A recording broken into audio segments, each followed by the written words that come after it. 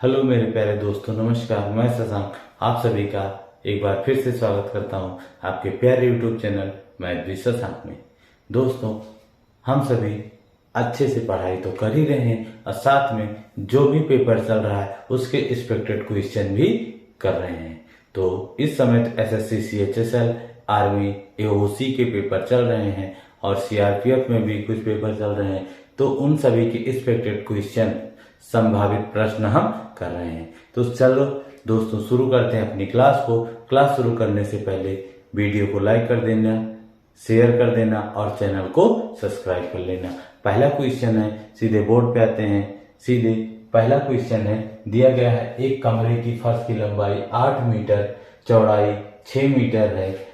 तो बताइए, कमरे की फर्श को ढकने के लिए 4 डेसीमीटर भुजा की वर्गाकार कितनी टाइलें लगेंगी। स्क्वायर की टाइलें होनी चाहिए, कितनी टाइल लगेगी।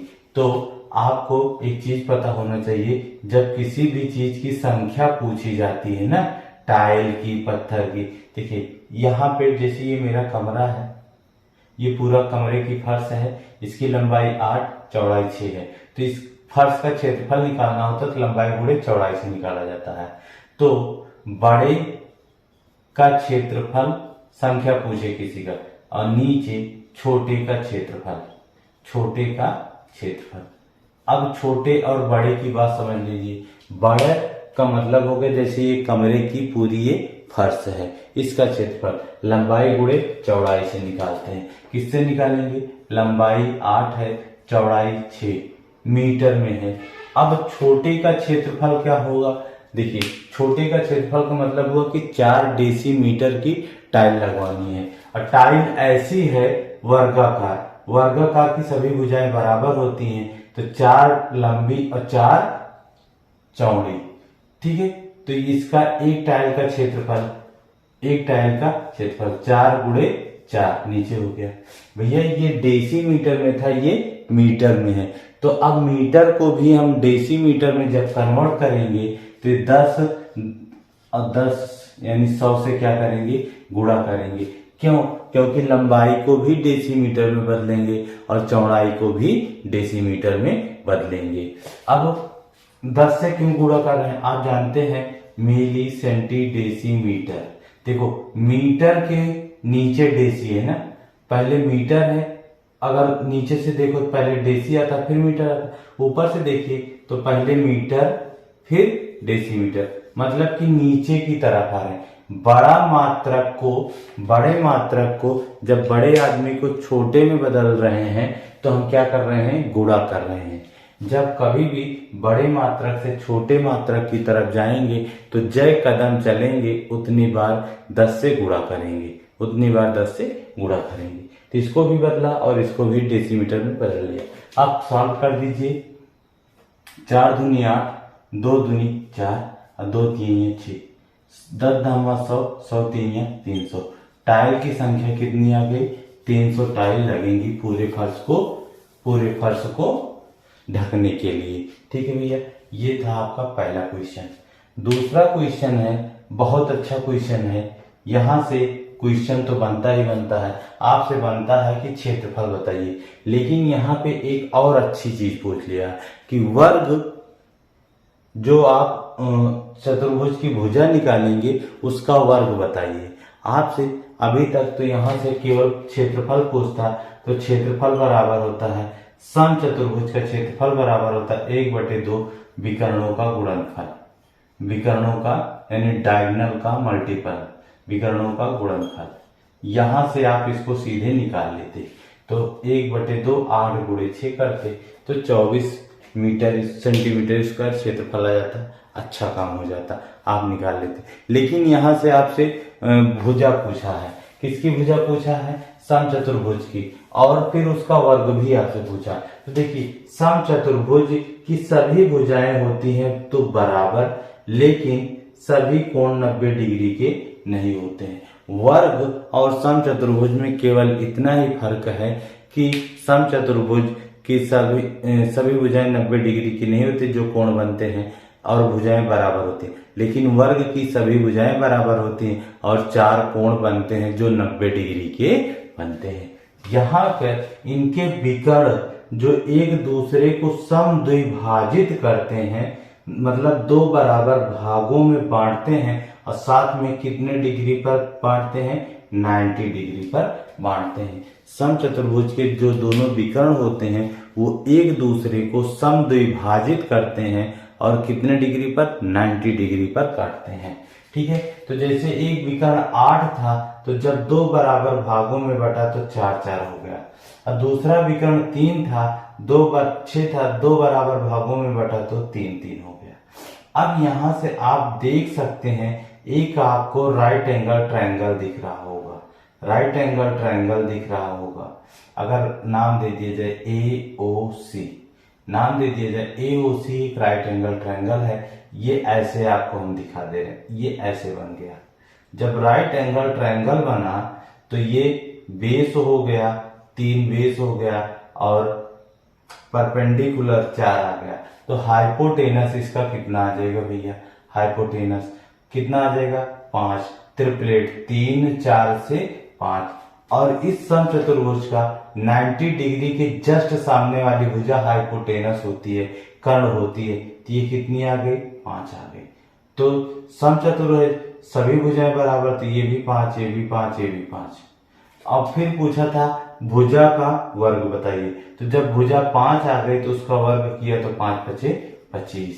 ये है आपका आंसर, ये है आपका आंसर। चलिए दोस्तों, समझ आ गया होगा, ये प्यारे क्वेश्चन है, इसी पर आधारित आपसे क्वेश्चन पूछे जा रहे हैं। चलिए दूसरा क्वेश्चन लिखते हैं। चलिए तीसरा क्वेश्चन है 4/5, 6/15, 12/25 का एलसीएम बताना है। फ्रैक्शन में है, फ्रैक्शन का जब कभी भी एलसीएम आपसे पूछे या एचसीएफ पूछे तो आप केवल इतना याद रखना प्रश्न में एलसीएम और एचसीएफ दोनों साथ साथ निकालना है, लेकिन किसका हम एलसीएम निकालेंगे, किसका एचसीएफ निकालेंगे। आपसे जो भी चीज पूछे, एलसीएम पूछे तो एलसीएम, एचसीएफ पूछे तो एचसीएफ, ऊपर वाले सभी नंबरों का वही आप निकाल लेना। जैसे आपसे लासा पूछा, एलसीएम पूछा है, लोएस्ट लीस्ट कॉमन मल्टीपल पूछा है, मतलब लासा पूछा, तो ऊपर वाली संख्या का आप लासा निकाल लो। तो 4, 6 और 12 का लासा होगा 12। ठीक है, ऊपर का लासा निकाल लिए हैं तो नीचे का आप मासा निकाल लेना। पहली कंडीशन लासा पूछा है तो ऊपर वाली संख्या का आप लासा निकाल लेना और नीचे वाली संख्या का मासा। मासा 5, 15 और 25 का मासा 5 होगा। ये है आपका आंसर। अगर आपसे मासा पूछा होता तो ऊपर वाली संख्या का मासा और नीचे वाली संख्या का लासा निकाल देते। ठीक है, बस इतना सारा था क्वेश्चन, समझ गए होंगे। अगला क्वेश्चन है, किसी धन का 10% वार्षिक ब्याज की दर से 2 वर्ष का साधारण ब्याज तथा चक्रवृद्धि ब्याज का अंतर 144 रुपए है। अगर आप इसको बेसिक के फार्मूले पे जाओगे तो काफी लंबा पड़ेगा। मैं आपको एक 2 वर्ष के फार्मूले का पिछले भी वीडियो में बताया था कि जब चक्रवृद्धि ब्याज और साधारण ब्याज का अंतर दिया गया हो और आपसे धन पूछेगा या दर पूछेगा, 2 ही चीज पूछेगा, तो अंतर बराबर था 2 वर्ष के लिए P ब्रैकेट में दर बटे 100 का होल स्क्वायर। यही इतना था, आप इसी से सीधे लगा लेते। अंतर बराबर ये कितने वर्षों के अंतर के लिए था, 2 वर्ष के अंतर के लिए। 2 वर्ष का साधारण ब्याज और चक्रवृद्धि ब्याज का जब अंतर पता हो तो अंतर दिया गया आपको कितना, डिफरेंस दिया गया 144 इज इक्वल टू P का मान पूछा, किस धन यानी P की वैल्यू पूछा है 10/100 का होल स्क्वायर। ये 1 0 से 0 कटा तो P बराबर या आप ऐसे पहले कर सकते, एक लाइन और बढ़ा लीजिए, 144 बराबर P इंटू 1/100। इसका मल्टीप्लाई इधर हो गया तो P इज इक्वल टू 144 में 100 से गुणा किया तो 00 उतर के आ गया, यानी 14,400 रुपए वह धन था जिसके लिए 10% वार्षिक दर से 2 वर्ष के चक्रवृद्धि ब्याज और साधारण ब्याज का अंतर 144 रुपए आता है। चलिए दोस्तों अगले क्वेश्चन पे बढ़ते हैं। अरे दोस्तों अगला क्वेश्चन है, एक बेईमान व्यापारी 1 किलोग्राम के स्थान पे 850 ग्राम ही तौलता है तो उसका प्रतिशत लाभ बताइए। जैसे देखिए कोटा वोटा का इस समय फ्री का राशन मिल रहा था तो जाते थे आप लोग लेने, तो कोटा में 5 किलो चावल तौला के लाइए और बाहर आप उसको घर में तौलिए तो वो 4.5 किलो ही तो ठहरता था। तो कितना कम तौला है, 500 ग्राम कम तौला है ना। तो यही फायदा है उसका, यही उसका प्रॉफिट है। तो इसी तरह से अब आप चीनी लेने गए दुकान पे, 1 किलोग्राम कहा कि भैया 1 किलोग्राम मुझे चीनी दे दो, दुकानदार कहा ठीक है हम आपको 1 किलो चीनी दे रहे हैं, लेकिन आपने ध्यान नहीं दिया वो आपको कितना दे गया 850 ग्राम। आपको ये नहीं पता है, पता किसको है, केवल दुकानदार को कि हम इन्हें कम दे रहे हैं। ठीक है, तो वह आपसे बताइए 1 किलोग्राम के स्थान पर 850 ग्राम दे रहा है तो कितना कम तौला है, कितना कम तौला है, तो 150 ग्राम। अब इसको अगर आप 1 किलोग्राम को ग्राम में बदलोगे तो 1 किलोग्राम में होता है 1000 ग्राम, यानी आपको सामान देना था उसे 1000 और आपको दिया है कितना 850 ग्राम, तो कम कितना हुआ है 150 ग्राम कम तौला है, 150 ग्राम कम तौला है। तो यही उसका फायदा हुआ, यही उसका क्या हुआ, फायदा हुआ। तो अब इसको प्रतिशत में बताना है। तो कुछ लोग कहेंगे कि सर 15% आएगा, वो कैसे निकालेंगे, 150 बटे 1000 गुणे 100 कर देंगे, फटाक से वो 15% ला देंगे।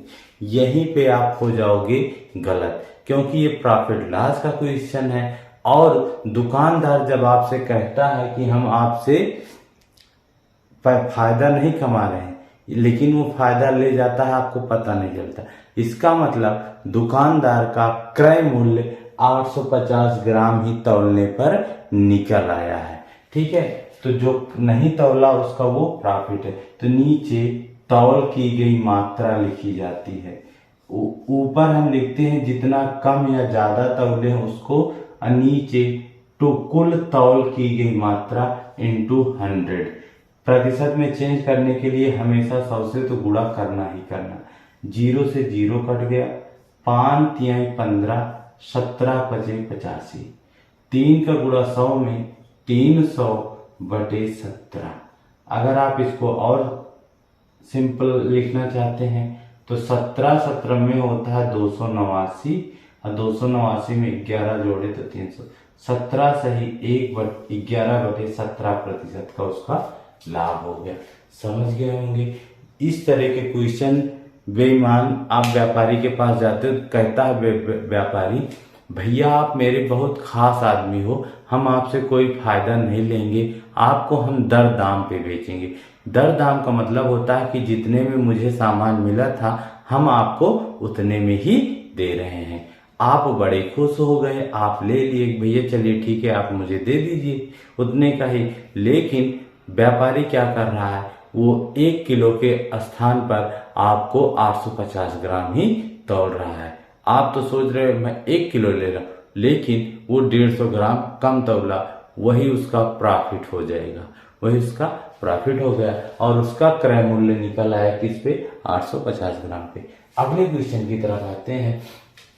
ये क्वेश्चन बढ़िया है, इंपॉर्टेंट है और पूछा भी गया क्वेश्चन है। कहा कि एक व्यक्ति 160 रुपए में 90 खिलौने बेचकर 20% की हानि कमाता है, हानि उठाता है, तो वह 96 रुपए में कितने खिलौने बेचे कि उसे 20% का लाभ हो जाए। पहले जब 160 का बेचा तो उसे 20% की हानि हो गई। तो अब आपको मैं इसको सबसे आसान तरीके से बता रहा हूं, रेशियो बना के देखो। पहले आप 20% की हानि ले लीजिए, जब आप इसको 20% की हानि लिया तो फ्रैक्शन में चेंज किया, 20 से कम 20, 20 पंचे 100।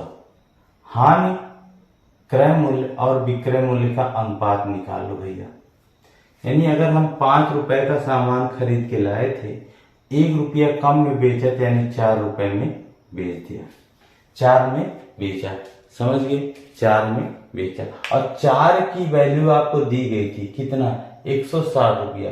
क्यों, क्योंकि हम मानते हैं कि पूरा सामान 90 खिलौना जो था पूरा का पूरा बेच दिया, पूरा बेचा तभी तो हुआ ना, तो पूरा का पूरा सामान बिक गया, तब उसने निकाला कि 20% की हानि हो गई। अब पूरा 90 खिलौना कितने में बेचा था, 160 रुपये में बेचा था, तो 4 की वैल्यू 160 के बराबर है, तो 1 की वैल्यू अगर आप निकालोगे तो 40 रुपया आएगा।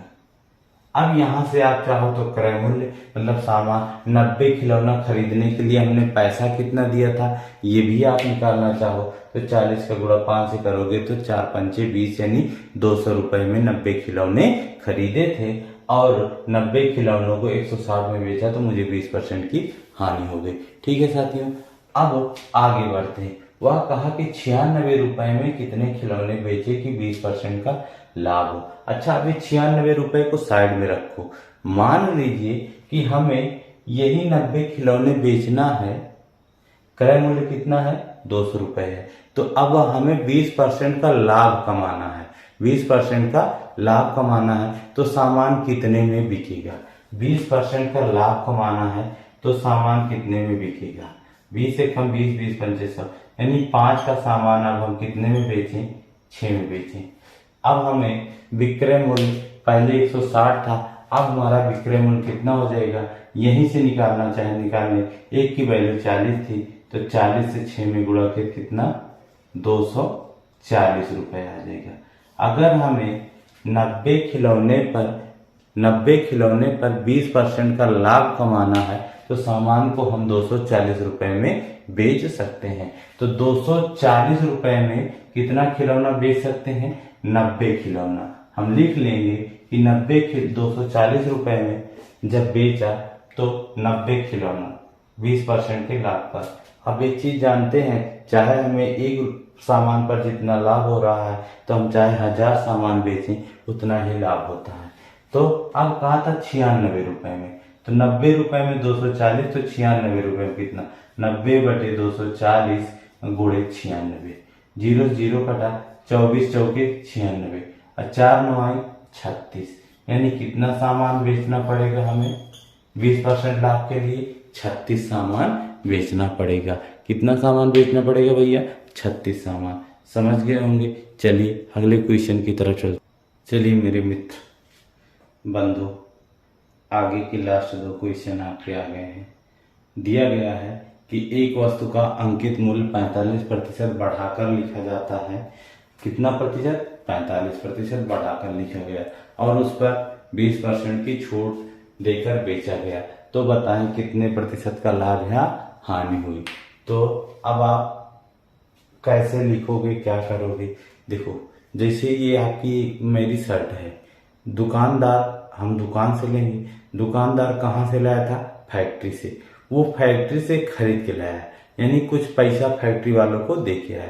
तो दुकानदार ने शर्ट खरीदी तो उसका क्रय मूल्य हुआ, उसके बाद वो लाते हैं तो अपने हाथ से कुछ उस पर लिखते हैं, तो वो होता है अंकित मूल्य। जब हम गए खरीदने तो दुकानदार जितना दाम बताएगा हम कहेंगे भैया कुछ कम तो करो, तो कम कर देता है, तो वही क्या होती है, छूट होती है। ठीक है, तो छूट देकर वो बेच रहा है सामान। तो इसको आप ऐसे लिखिए, पहले क्रय मूल्य आता है, फिर अंकित मूल्य आता है, फिर विक्रय मूल्य आता है। चलिए हम मान लेते हैं दुकानदार ने 100% पर कपड़ा खरीदा, क्रय मूल्य 100% था। अब वो अपने घर लाया, उस पर कितना ज्यादा लिखा, 45%, यानी 45 रुपया बढ़ा के लिखा, कितना लिखा, 145। ठीक है, 145 लिखा। अब जब ये 145 लिख दिया तो हम तो इतने में सामान खरीदते नहीं, जितना लिखा होता उतने में हम सामान खरीदने की आदत ही नहीं है।